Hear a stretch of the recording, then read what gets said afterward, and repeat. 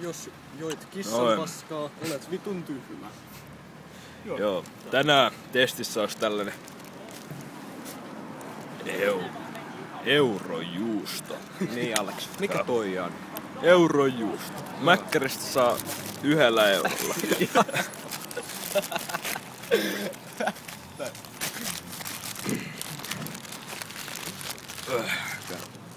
Tolla se näyttää. Näytä sisältä vielä. Kato. Pitää vähän. Joo, ulkona tää on niin pimeetä, niin Tommonen. ei kunnolla nää. Joo, että makutesti. Joo. Kyllä aika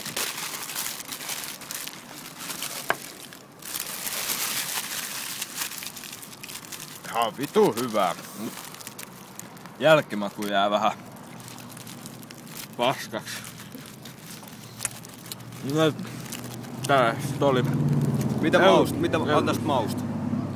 No, mausta antaisin sellaista läpi 1/5. Entä paketoinnista?